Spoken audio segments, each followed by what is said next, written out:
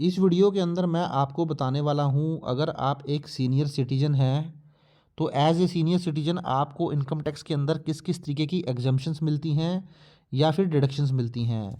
तो यहाँ मैं आपके लिए फाइनेंशियल ईयर 24-25 जिसकी आईटीआर अभी आप 15 सितंबर 2025 तक फाइल करेंगे, इस फाइनेंशियल ईयर में क्या बेनिफिट है, और जो मेरा अभी करंट फाइनेंशियल ईयर चल रहा है फाइनेंशियल ईयर 25-26 उसके अंदर आपको क्या बेनिफिट मिलने वाले हैं।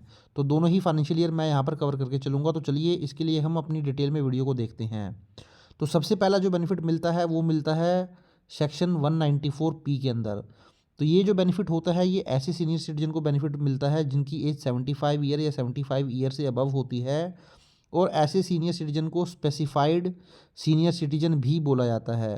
तो यहाँ पर ये बताया गया है सेक्शन 194 ये कहता है कि अगर आप एक पेंशनर हैं, आपकी पेंशन आती है, जिस बैंक के अंदर आपकी पेंशन आती है अगर उसी सेम बैंक के अंदर आपकी इंटरेस्ट की इनकम भी आती है उस बैंक अकाउंट के अंदर, और केवल यही दो आपके सोर्स ऑफ इनकम है, तो उस केस में फिर सीनियर सिटीजन को आईटीआर फाइल करने की ज़रूरत नहीं है।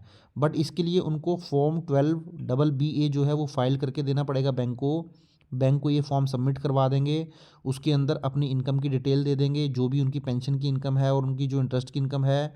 इसके अलावा अगर उन्होंने कोई इन्वेस्टमेंट की है सेक्शन 80C से लेकर 80U तक कोई एग्जम्पशन उनको मिलती है तो वो सारी ही वहाँ पर लिख कर दे देंगे। तो बैंक क्या करेगा, सारी उसकी इनकम लेने के बाद और उसके बाद वो एग्जम्पशन और डिडक्शन का बेनिफिट लेने के बाद जो उनकी टैक्सेबल इनकम आएगी उस टैक्सेबल इनकम के ऊपर टैक्स की कैलकुलेशन कर लेंगे और उस टैक्स को टीडीएस की फॉर्म में गवर्नमेंट को जमा करवा देंगे। तो ये जो टीडीएस की फॉर्म में टीडीएस जमा करवाया जाएगा टैक्स की फॉर्म में, उसको ही मान लिया जाएगा कि उन्होंने अपनी इनकम टैक्स की रिटर्न फाइल कर ली है। तो इसलिए अगर आपकी एज भी 75 या 75 ईयर से ज़्यादा है और आपकी भी पेंशन इनकम है और उसी बैंक के अंदर इंटरेस्ट भी आता है जिसमें पेंशन आती है, तो आप 12AA फॉर्म जो है वो फाइल करके बैंक को दे सकते हैं। तो आपको इनकम टैक्स की रिटर्न फाइल करने की ज़रूरत नहीं पड़ेगी। वहीं अगर मैं बात करूं, जो अगर आप एक सीनियर सिटीजन है तो सीनियर सिटीजन को जनरली क्या होता है कि हायर बेसिक एग्जम्पशन लिमिट का बेनिफिट मिलता है। तो नॉर्मल सिटीजन के लिए तो जिनकी एज 60 ईयर से कम होती है, जो कि जनरल सिटीजन होते हैं, उनको ओल्ड टैक्स रिजीम में जो बेसिक एग्जम्पशन लिमिट मिलती है वो मिलती है 2.50 लाख। बट अगर आप एक सीनियर सिटीजन है, आपकी एज 60 ईयर या 60 ईयर से ज़्यादा है बट 80 ईयर से कम है, तो आपको जो बेसिक एग्जम्पशन लिमिट मिलती है वो मिलती है 3 लाख रुपीज़ की। वहीं अगर आप एक सुपर सीनियर सिटीजन है, मीन्स आपकी एज 80 ईयर या 80 ईयर से भी ज़्यादा है, तो उस केस में फिर 5 लाख रुपए तक की बेसिक एग्जम्पशन लिमिट आपको मिल जाती है। बेसिक एग्जम्पशन लिमिट का मतलब ये होता है कि इस लिमिट तक अगर आपकी इनकम है 3 लाख और 5 लाख, तो आपको इनकम टैक्स की रिटर्न फाइल करने की ज़रूरत नहीं होती है।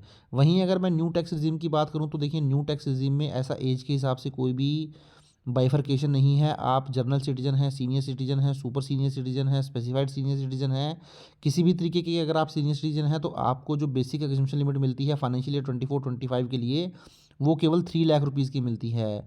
वहीं अगर मैं फाइनेंशियल ईयर 25-26 की बात करता हूँ तो 25-26 के अंदर जो मेरा अभी करंट फाइनेंशियल चल रहा है, इस 3 लाख की लिमिट को बढ़ाकर अब 4 लाख रुपए कर दिया गया है। ओल्ड टैक्स रिजीम में कोई बदलाव नहीं है, जो मैंने आपको पीछे बताया है वही 25-26 के लिए भी रहने वाला है।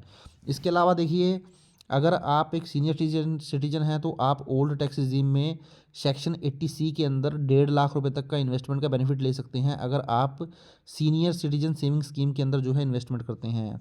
तो सीनियर सिटीजन सेविंग स्कीम के अंदर मैक्सिमम एक फाइनेंशियल ईयर के अंदर आप 30 लाख रुपीज़ तक इन्वेस्ट कर सकते हैं, और यहाँ पर आपको 1.50 लाख तक का जो है टैक्स का जो है वो छूट मिल जाती है। सेक्शन 80C के अंदर डिडक्शन जो है आप क्लेम कर लेते हैं।